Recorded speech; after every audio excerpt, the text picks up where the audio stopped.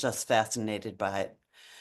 But I think at 5 after, let's talk a little bit about getting started in this particular era when all of a sudden diversity seems to be a negative word rather than the fact that we look at each other and see where we're alike and where we're different. I think it's particularly important to be looking at diversity together. And in doing so, I introduce you to my friend, Wanda Benvenutti, who I ran into, met at an evening and just got absolutely taken by her and by the work that she's doing to show us the Latino and particularly the Puerto Rican community all over the United States. We see so much about the Black community, but the Puerto Rican community, the Boricua, is a very special community in and of itself. Wanda began her career at Oberlin College, where she was both photographer and photo editor of the campus weekly, the Oberlin Review, which I used to read many years before Wanda got to Oberlin. Wanda then created the first documentary photography master's thesis project at the Columbia University Graduate School of Journalism. She moved on to staff photographer positions at several daily newspapers, including the Seattle Times. In 2008, Wanda was named a Seattle City Artist by Seattle's Office of Arts and Culture. Her work has been recognized by the National Press Photographers Association, the Society of Professional Journalists, the National Association of Hispanic Journalists, and is part of the 2009 book, 100 New York Photographers by Cynthia Maris Danzig. American Boricua has been seen at the Birmingham Civil Rights Institute's Odessa Woolfolk Gallery, the Jacob Lawrence Gallery at the University of Washington, and in 2023, Wanda was the featured visual artist at the New Orleans Jazz and Heritage Festival. American Boricua was exhibited for over 450,000 Jazz Fest attendees. Her work can currently be seen in Presente, Latino Life in the United States at the Smithsonian Museum of American History's Molina Family Gallery. This inaugural exhibit from the Smithsonian Museum of the American Latino has been extended by popular demand through the summer of 2025 in Washington, D.C. We'll be able to see it when we're in D.C. at the Centennial. Welcome, Wanda. Oh, thank you so much, Susan. And I wanted to add that we met at an alumni event, and we got on so well that I turned to her and said, I don't know if you remember this, Susan, because at Oberlin we are trained from a very young age to communicate clearly, and so we had conversation circles, which I know I like to make fun of them, but they're also wonderful for those of us that are great communicators, but maybe a little bit shy.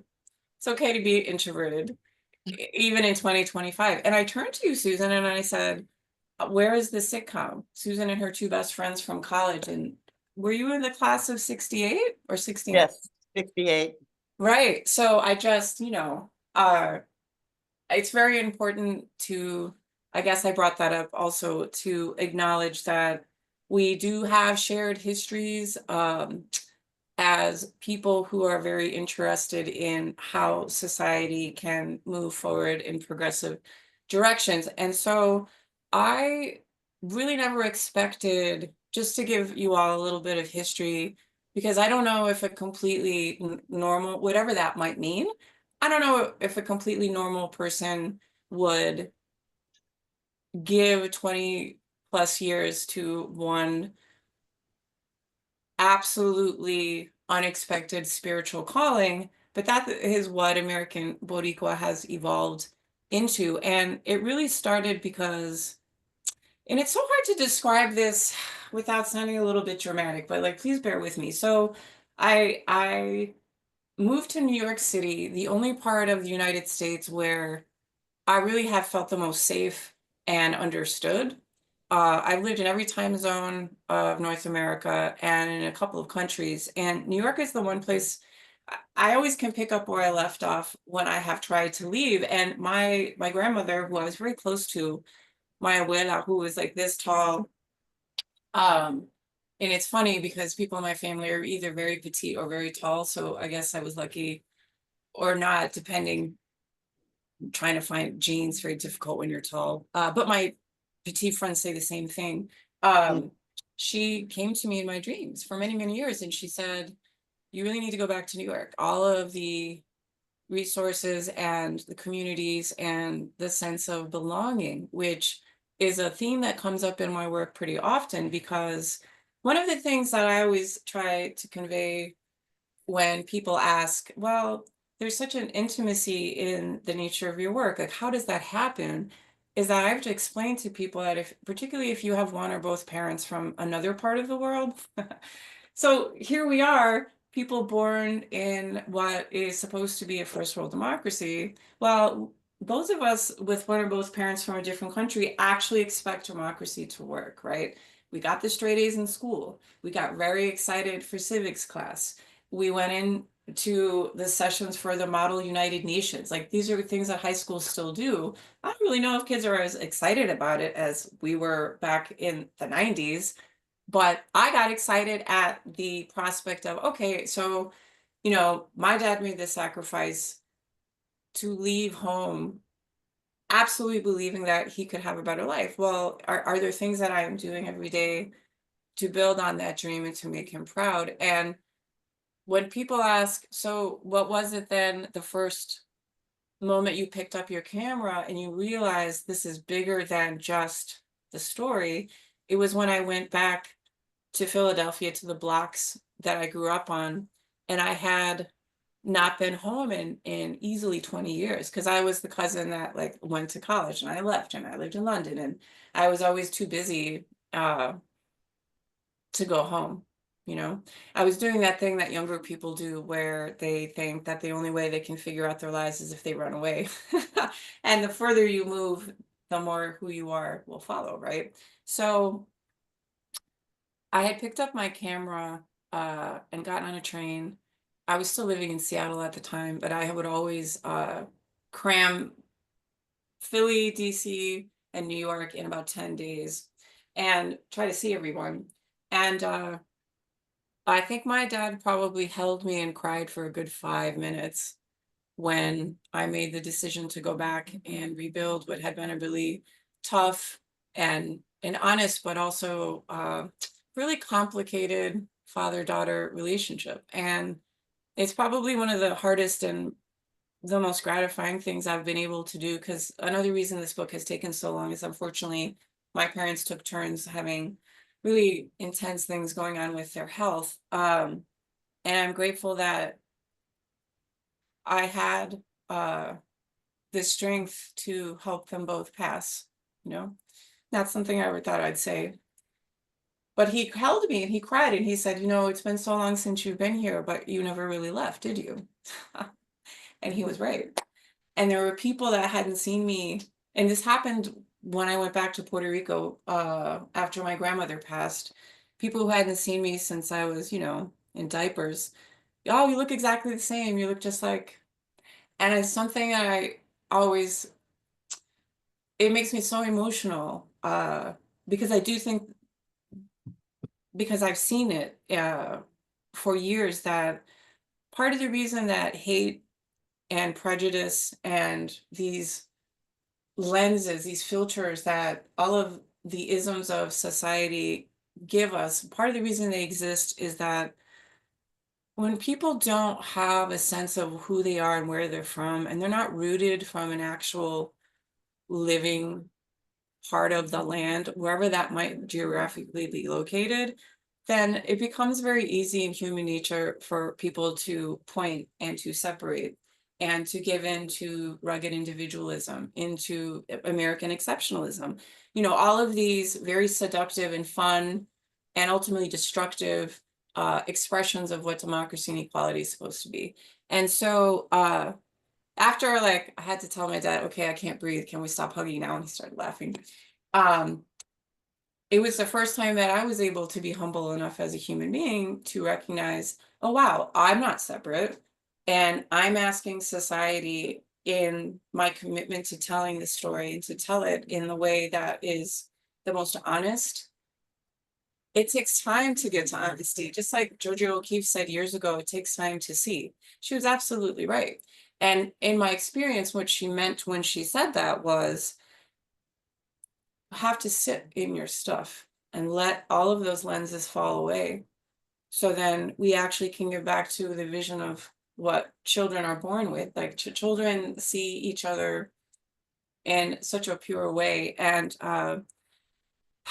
you know, now that my parents have passed and they come to me in my dreams pretty often, how I'm with people has changed so much. And I've never taken for granted the amount of trust that people have lent me over the years. I'm this strange, I make jokes about it now, like, yo soy la loca, like I'm the crazy one, like I'm that tall Puerto Rican woman that's been knocking on doors for a long time. Uh, Finding that, and I touch on this also when we watch the video in a few minutes, that you can see and experience beauty wherever you are. You have to be willing to see it. And I decided after a few years of really trying to like contort myself into the traditional path with how most visual journalists work, I had to recognize that, the internet really did change how we take in information. It's still changing the media landscape. So much of journalism, which I think it's funny we call it legacy journalism now, has been contracting and contracting. And I constantly am getting emails from friends and colleagues who have gone into teaching or stopped journalism altogether, or like me, have gone completely independent um, because they just could not do the job of 4 or 5 people. But for me, it was a spiritual choice and also a business choice, because when you work for, someone else, you don't own any of the art that you're creating, and that didn't sit well with me.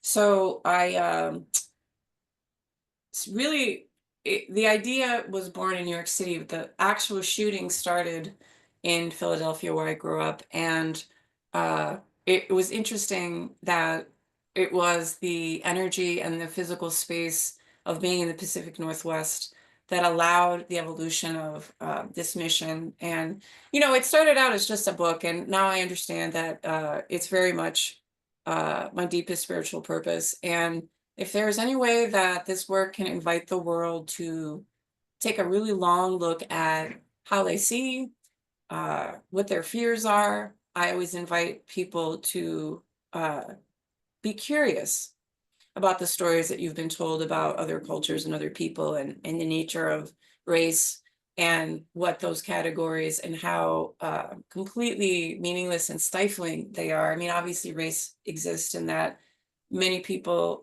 live and die at the hands of it, and many other people don't have access to decent housing and equitable schools. I mean, I'm still shocked that there are food deserts in certain parts of New York City, and I lived here 30 years ago as a student. It still shocks me, right, that we haven't made progress in that way. But I do have a sincere uh, knowing, and I can't really like be rational in trying to describe it, but too many people from too many parts of this world and in this country from all walks of life have said to me, oh, I've been waiting for something like this. I see so much of myself in your culture, and can we just love and see one another? Can we just do that? Can we do that? And I say that not only can we do that, we have been doing it.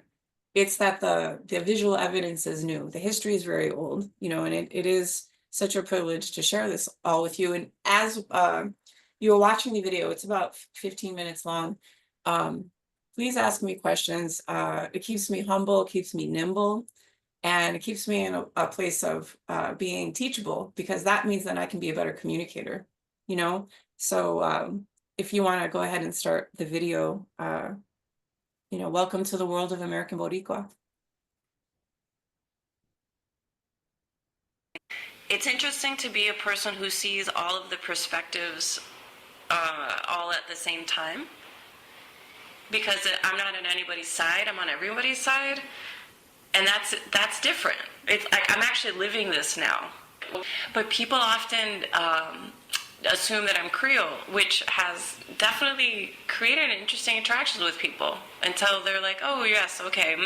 So then there's this whole other, attempt at categorization, which usually fails because people just, they're interesting. Like I'm asking society to set aside this particularly narrow viewpoint that has kept us as a culture, as a country, from moving forward. I've got to do the same with myself. So I can't lie and say that spiritually it hasn't been a challenge, but it's been also really gratifying. Because I'm like, wait a minute, I actually can take that pause or 5 before I decide, hey, here's what this person is. Why don't I invite them to tell me them for themselves? I said, look, it's not about better or worse, and it's not about pride, because pride is a word I think we abuse. Yes. We use it too much, and we don't really know what the hell we're talking about. Yeah. I said, it's more about presenting a larger and more accurate picture of what it means to be American, because we are a part of it, and our politics are very new, but the history is hundreds and hundreds of years old, and it has never been documented in photographs. Well, the reason I said it that way is because I think a lot of my families just basically say, you're not Puerto Rican. Who are you? What the heck are you? These are real Puerto Ricans from Puerto Rico who just don't consider me to I don't know, to be a real Puerto Rican anymore. To be this hybrid weird thing that has evolved. From spending too much time in the mainland. Yeah. I mean, remember, Puerto Ricans know about 2 Puerto Ricans. Puerto Ricans from Puerto Rico, Puerto Ricans from New York. It is very, very strange, I think, for those two types of Puerto Ricans to really understand the rest of us. The Puerto Ricans in the West, Yeah. That's a hybrid. It's like, geographically, they can't place it. They haven't conceptualized what that looks like, what that means, What happens is that people, especially in this part of the country, you're either black, white, or Mexican. There's nothing else. No one else exists in their eyes. And because I tend to be darker skinned than most Mexicans that live here, they know that I'm not Mexican. But they assume right away, well, she's not Mexican, she's that dark, she has to be black. And I get frustrated with that because it erases my culture. It erases who I am as a Latino woman who speaks both English and Spanish, who works in the Spanish-speaking community. It just kind of erases who I am as a Puerto Rican, because I have different traditions and different ideals and different things that I do for myself that I believe in, as that was taught to me from my grandmother and my mother. And I never want that to go away. I want people to know, no, I'm not black. Yes, I am a woman of color, but my culture is different. I'm Puerto Rican. That means that I eat different kinds of food. I speak a different language. And I want people to know that. So when they make the assumption, oh, she must be black, they erase my culture. I guess it becomes interesting in that you have to look for each other. In New York, you walk down the street and every, third person is probably Puerto Rican. There's a very strong population there. Here, it's a little different. Here, if you want to associate with Puerto Ricans, we got to look for each other. So it makes it challenging that way. But there's quite a number of Puerto Ricans living in Idaho now. And actually, I was driving down the highway a couple of months ago, about 6 months ago, and I have a little Puerto Rican flag hanging on my windshield. And so I'm passing this guy, and sure enough, he has a little Puerto Rican flag, the same one that I do. And so we kind of smiled at each other and did a high five and, kept on driving. So we're everywhere. It's different now. So it started as a national family photo album of my culture in the United States. And it was a beautiful idea in the beginning that you can find family and beauty no matter where you go, but you have to be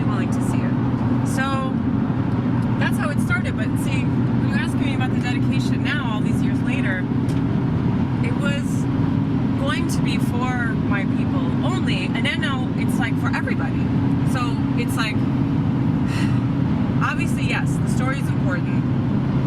Having corrections to the historical and cultural record of the United States is important, because who gets to control the narrative of who is an American? We're in the 21st century now, so we get to control that. This is the power of photojournalism in a time where we're inundated with visual information that we can't trust. And this is why photojournalists are crazy. We're crazy. We're crazy for truth. And we know it when we see it and we feel it, and we're always looking for it. Because the truth is that people are beautiful, people are equal. But we live in a society that doesn't behave in this way. We say that we're a democracy, but we don't behave in this way. And rather than telling people that they're wrong, it's better to show them visual evidence. So I think that, getting back to your question, I think that the dedication most likely will be to a vision of a world without the constriction of race, where cultural expression is how we connect and how we see one another. Not that color doesn't exist, absolutely it exists, but black people exist in every culture, just as white people do, and perhaps we should have more of a conversation about what whiteness means too, because that's an attitude. It's a system of thought, it's a framework that we see our lives through, and it is incorrect. It's time for the real story. We are the way we are in terms of mistrusting of authority, always trying to find the easy way around things. If there's a rule, we try to break it or bend it or go around. He said, we come from a nation of bootleggers. We do this. It's ingrained in us, and the reason why is because we were the last island on the list for the drop-off of the money. Like, what's he talking about? Well, when Ponce de Leon came here, and he had all these Spanish soldiers here, they had the fort going and whatnot, the Spaniards would send those big galleons over the Atlantic Ocean. Well, they went to Mexico. Mexico was the biggest colony. They went there first, and they paid all their people there first, you know. Then they went to Cuba, and, you know, and then the Dominican Republic. And by the time they got to Puerto Rico, if they got to Puerto Rico, you know, St. Francis or whoever, Francis Drake or whoever, you know, pirate let the ship get through, there was nothing. And so the Puerto Rican, not the Puerto Rican, but the Spanish soldiers in Puerto Rico, hey, they got into the trafficking and, you know, the molasses for this or whatever it was, because they had to make a living too, you know. And he says that, so it's in us. It's just part of our culture that we're that way, you know. Hey, is there a way to get, you know, this on the side, you know, if there's some illegal aspect to it, we're fascinated by it because it's in our culture, you know. We're pirates, period. That's us, you know. That's what our island's all about. I must have been, it had to be about 11 years old, I think. Yeah, it had to be about 11. I was living in Chicago at the time, so yeah.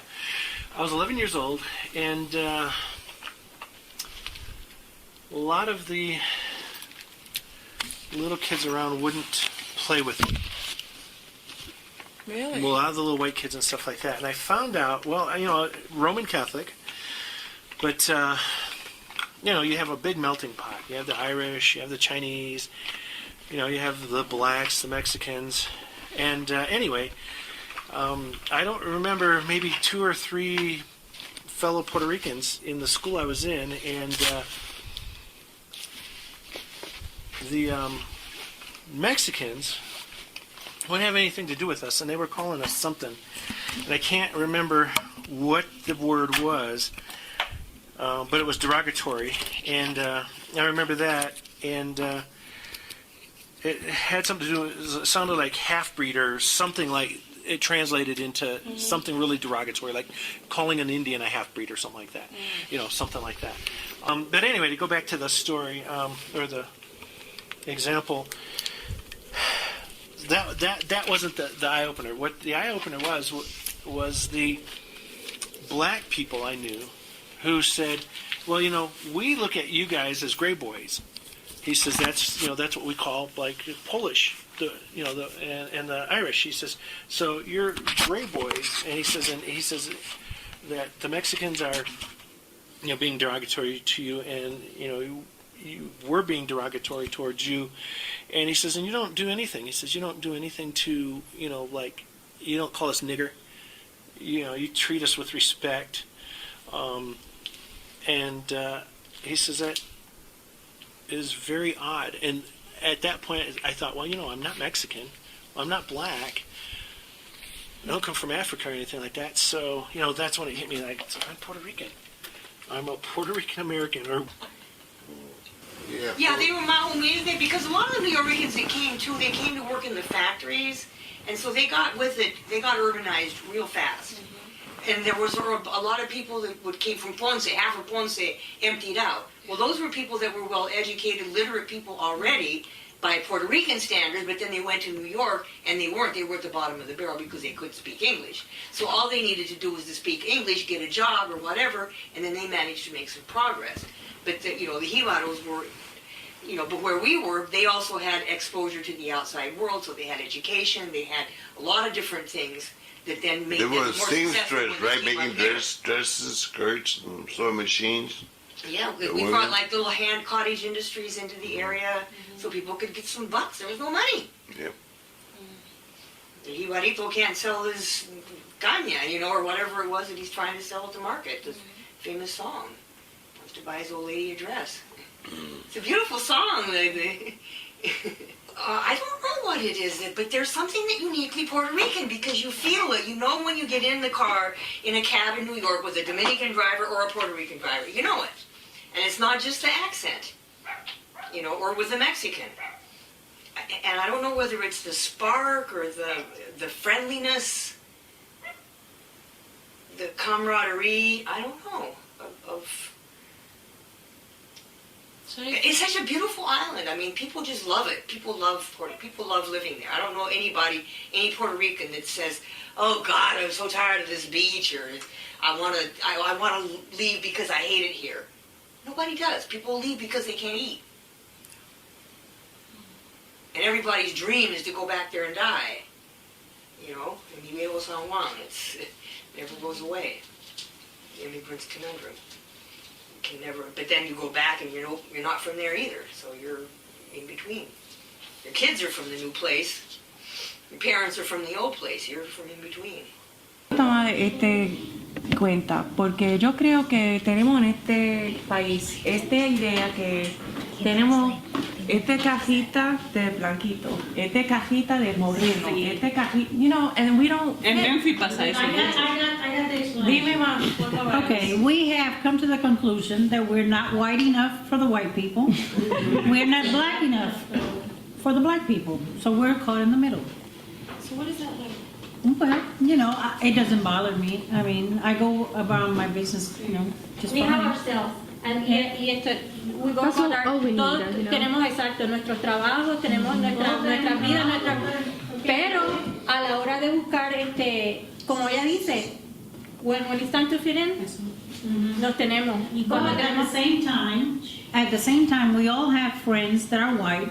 We all have black friends, even Oriental friends too. But the people that gets together is always the Puerto Rican. Always have the parties together and all that.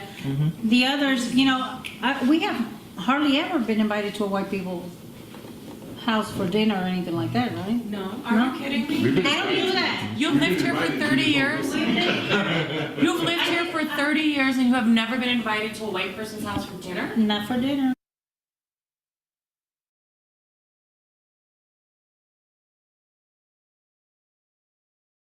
Wow.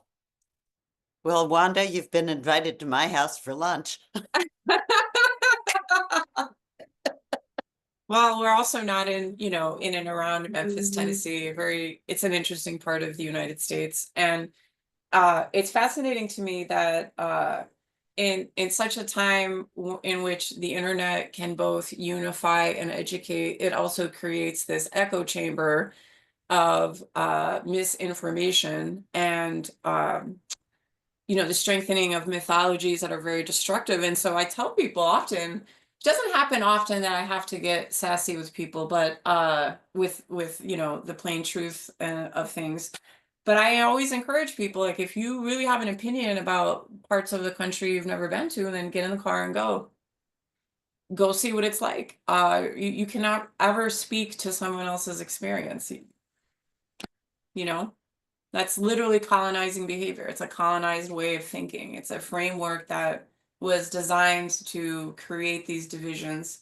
It's going to be really fascinating, you know, how will we express what is supposed to be a genuine living democracy in this country in such a difficult time where the normalization of ignorance and hatred, it's been accelerating, and it's deeply concerning, you know? Yeah.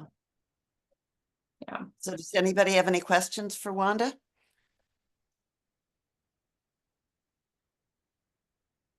I have a couple then.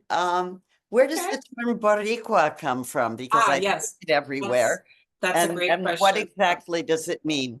So most people who are New Yorkers, no matter what neighborhood you're from or where, you know, your ethnic heritage is expressed, are very familiar with this word. It's been popularized by the New York Puerto Rican experience, and it is a native word from the island of Puerto Rico.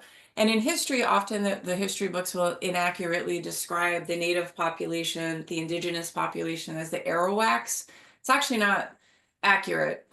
It was and is the Taino people, who have been, you know, now proven to have lived in many parts of the Caribbean, not just in Puerto Rico. And it is the literal term for how the village elders would refer to one another. So they would say Boricua, like, you know, it was a very honorific term. And the thing about it that's so lovely is that over time, because I think the evolution of language is so fascinating, it has now become a term of endearment that Puerto Ricans use for one another. And it is also a generalized term that we use, La Isla de Borinquen, like the island of Boricua. It can capture at times an indescribable essence of who we are as a people. And I love that it's also gender neutral. Like anyone, you know, regardless of their gender identity, uses this term. And it's often I describe it when I'm in more academic settings. The equivalent in Puerto Rico of like maybe homeboy or paisan, you know, or even homie, like the kids say now. So that's what it means literally is brave, noble lord, but it can also mean how the island of Puerto Rico is described as, you know, Borinquen. Good question. Good. You used the term Creole. And I did. The term Creole, I know, has a number of different meanings, and they are almost contradictory. Right, right. So can you explain that one? Well, I mentioned that in the video because I lived in New Orleans for about 2 years. That's part of the reason I've lived all over the map of North America, is that every time I'm photographing another section of people we don't really appreciate in terms of landmass how enormous the United States is. But I was mistaken as a Creole woman for most of the time that I lived there until I started speaking Spanish. Or if I was playing Spanish music in my car and I'd wait at a red light and then suddenly everyone on the corners also dancing with me and singing in Spanish, because it was the Spaniards that were in that part of, you know, what became the territory of Louisiana first, and then the French came. And it's a very parallel history with what was then becoming the New World. And so much of how the United States was moving at that time had everything to do with securing a spot as a developing nation, right? In particular between World War I and II. And so interesting fact about New Orleans actually is that the oldest Puerto Rican social club in the entire United States is actually not in New York City. It's not in Chicago. It's not in Orlando. It's actually in New Orleans, because Puerto Ricans were migrating to the territory of Louisiana even before they were going to what became Florida and stayed. So that's super fascinating. And there are many parallels in Creole culture and Puerto Rican culture because of our history the history of migration and trade routes, and basically people being curious about one another, and we are mammals and things happen. Well, then all of these new and hybrid cultures, then the evolution of how those cultures are expressed, it's been really amazing, actually. Like, I would encourage people, if you haven't done any exploration, to spend some time in the Carolinas, particularly around the Gullah Geechee islands and people, as that's another interesting expression of many cultures becoming a new culture in one geographical area. I know I'm going to do some kind of project with that. I just don't know what yet, because even the language is fascinating and very unique. Because there are words in Spanish in Puerto Rico that were like Boricua, literally derived from the indigenous language. So barbecue is actually a native Puerto Rican word. Barbacoa, same thing with hurricane, hammock. These are all like actual indigenous terms that have been translated and translated and translated. And now, here they are part of the fabric of how we express and how we live our everyday lives. So Wanda, thinking of indigenous language, yeah, is there much of a native rights movement on the island of Puerto Rico? And do yes, people who are Boricua at all identify with their indigenous roots that you see? that's a great question. And absolutely there is. And a lot of it has also been tied in with the urgency of the land back movement, because there has always been the cycle of history in most island nations that aren't quite sovereign and yet aren't quite, officially, in this case, a US state. And that's something I always have to explain to people, that even in the literal translation of these definitions for the island of Puerto Rico, there's still a difference. Because if you literally translate, it is a free associated state of the island of Puerto Rico, but it always gets translated in English as a commonwealth.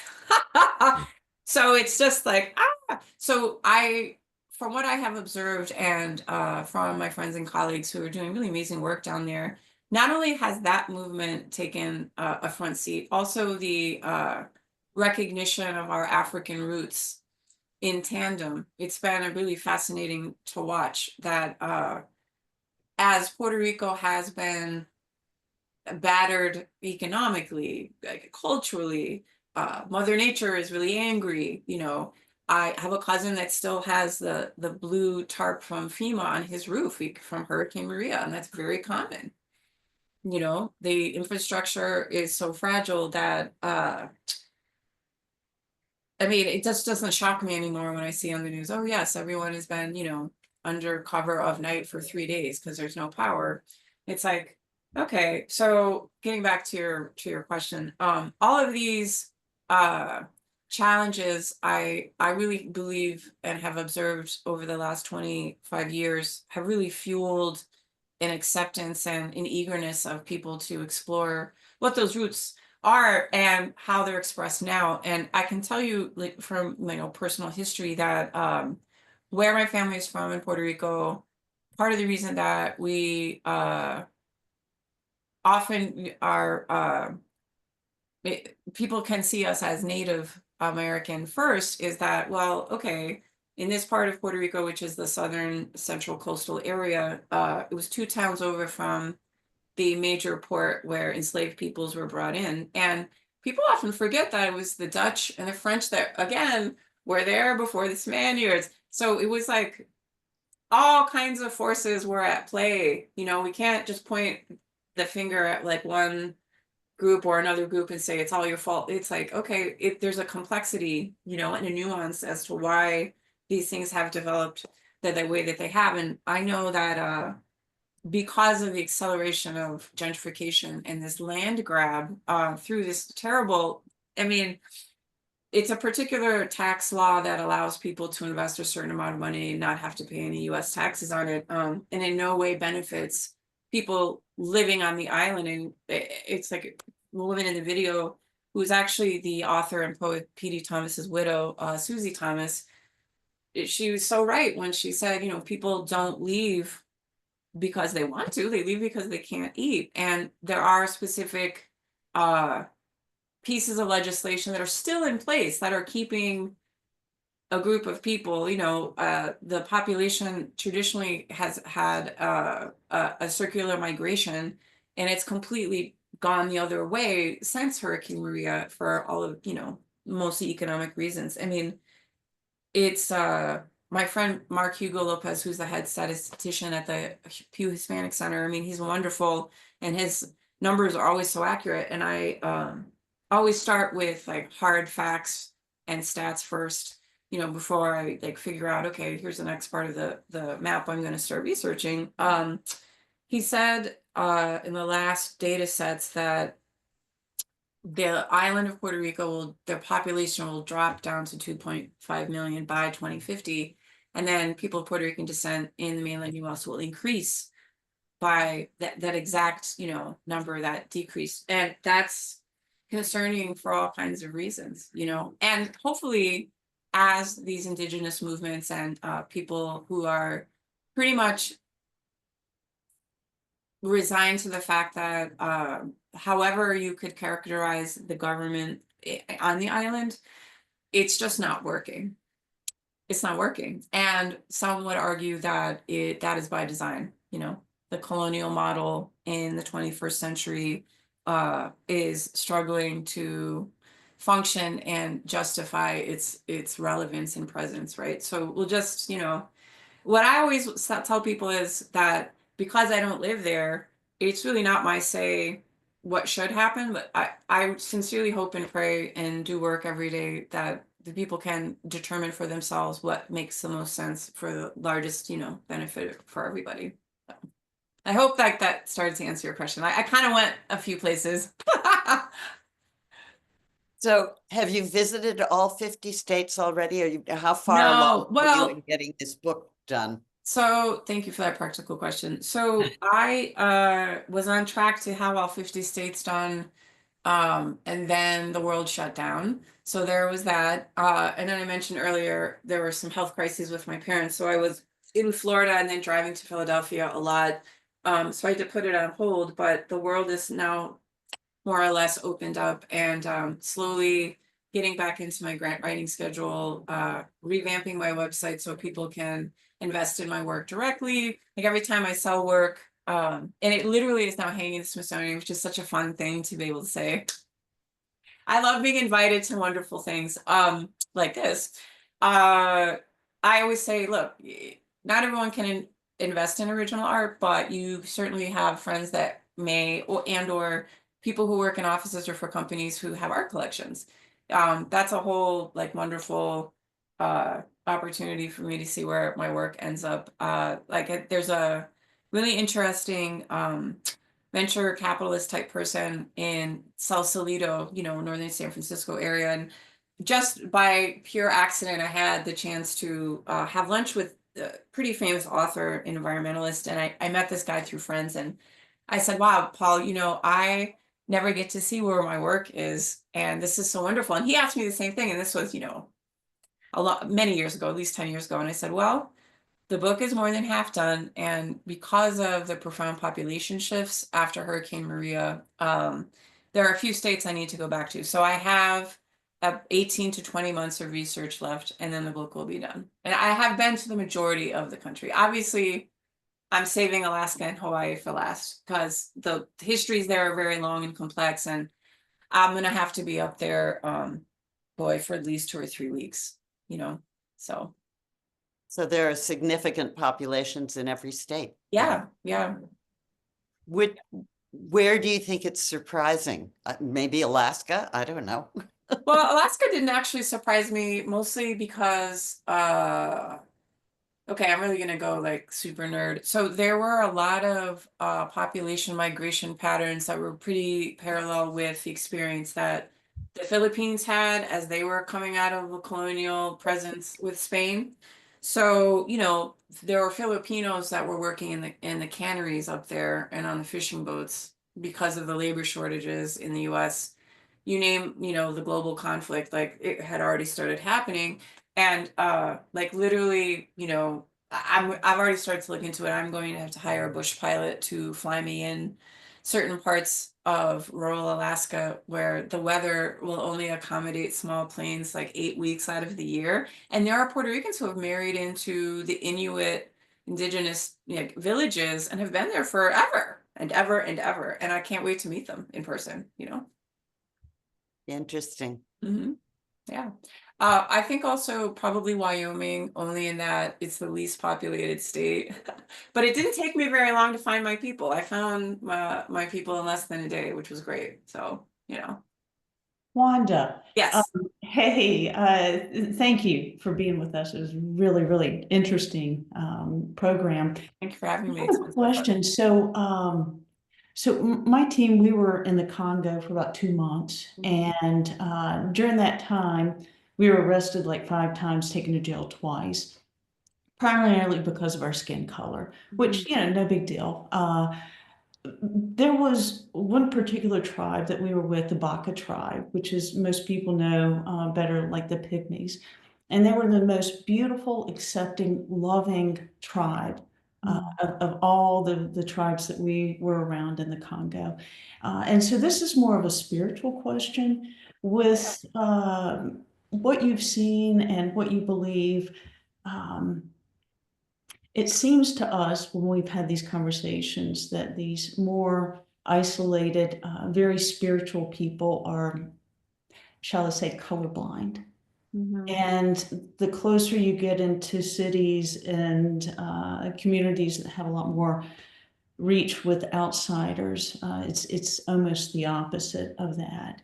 So in your fantasy world of being able to make everybody colorblind, do you see things that we can be doing with our children in all cultures to help with this? Or I don't even really know what I'm saying. I just wanted to have your opinion on what you're seeing as far as a spiritual aspect. Well, I really applaud you for trying to articulate something that is difficult to articulate, right? Because I think so much about my mom. It's been 3 months since her passing, and I remember about 5 years ago, I had been invited to speak at Temple University. One of my, and I say this with such love and brutal honesty because I worked with some really difficult editors, but this particular editor was so dear to my heart and happened to be, in charge of the journalism program at Temple. And that's, literally 13 blocks away from where I grew up, and he asked me the same thing, but because the language of journalists tends to be so incredibly blunt, he was like, how can I be less of a jerk? And like how I've been taught how to see people. And I said, thank you, David, because that, so I'm not saying that's what you're saying. You're just being much more polite, which I appreciate. But the main thing I think is to recognize that it's okay to see color, right? Like, I think it's unrealistic, at least in my experience, to try to teach younger people to not see it. It's the meaning, it's the cultural conditioning that we have all literally been victim to because there's been a framework we've been told either through our family network, our faith community, school, work, like office, you name it, like whatever structure you find yourself having to be in, because that's part of the social contract you make being a part of society. It's probably told you some very inaccurate and highly racist and misogynistic things, because the maintenance of the status quo is what is a lot more comfortable, but it's not actually going to move us forward, right? So it's not so much about colorblindness as turning the volume down on the noise that your mind, those ideas, right? The fears, the things that we've all been taught are true, to turn the volume down on them. You recognize that they're there, and then just turn the volume down and encourage the people in yourself. I do the same thing with myself. And I think that's probably why you know, it's just always so wonderful to hear people give me their honest feedback and say that there's an intimate and honest ness about what I'm doing, is because I wait for people to look around the corner of their own fear, and if you can cultivate a sense of compassion and patience, because most people do actually want to be able to see, it gets a little bit easier, and it gets easier to catch those filters in yourself too, like, oh, wait a minute, I just made up a whole story about, you know, this guy waiting for the bus because I was 10 minutes late to yoga class and I was bored and I looked at his shoes and I made up a whole story, like, you know what I mean? It's like, wait a minute. One of the things about how we take in information that's so different now is that we spend so much time in front of screens, right? And it makes it difficult then for how our grandparents were able to take in literally the reality of what they saw in front of themselves. And people had much more of a curious nature than a suspicious nature, because there is something called like healthy skepticism, right? And I absolutely practice it all of the time, but I really work on not making up a story first, right? And just to wonder, well, what is this person's life like? You know, tell me about what was the most interesting or hardest thing that like you kind of had to deal with lately. And I mean, listen, I remember sitting in the very big pickup truck, and it did have a gun rack, and that was interesting. And I was in Mobile, Alabama, and I was with a gentleman who originally was from East Harlem, had been sent off in the army to train in Mobile, ended up staying. This Puerto Rican gentleman. He's the only Puerto Rican imam in the entire United States. He has a small mosque there. Like, you know, he's a pillar of the community. And to watch him seamlessly go from English to Spanish into Arabic, like seamlessly, like he literally is this beautiful example of being a global citizen. I mean, I was literally in awe, and also concerned, because he lives in Mobile, Alabama, and there has been literal violence that you know, it's like he's in this interesting place of being on high alert, but also very relaxed at the same time. And he and I talked about that. Like, how do you catch in yourself these filters, you know? And he said, I usually just wait. And usually by the third or fourth thought, then whatever it is I'm supposed to see, whoever it is I'm supposed to be interacting with, then that true experience then reveals itself. And, you know, we had some pretty deep conversations, and I'm always eager to learn from other people, and having, I think, a curiosity that you can't ever quite satisfy, that helps turn the volume down also of all of those thoughts that probably aren't going to help you see what's in front of you for who or what it might be, you know?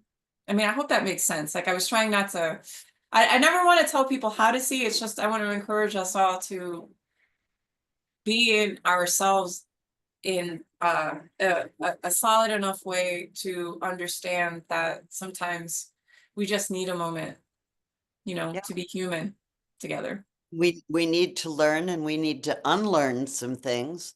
Right. And we need to travel, and we need to be in international groups like this one. So thank you so much, Wanda, for coming on with us today. And you're welcome. I hope everybody can get to DC to see your photographs hanging at the Smithsonian. Thank you. Thank you. I think they're still going to be up when we're there in October. I certainly hope so. And all the best to you. Thank you so much. Great. And please reach out. I'm really easy to find. Wanda, American Boricua, AmericanBoricua.com. If you have questions, or if there are people you think I should meet, often I'll get an email or a text from someone, you know, weeks or months later. Hey, so I met this person in Kansas. Awesome. Great. I'm excited. Great. So. Thank you. Thank you all for joining. Bye.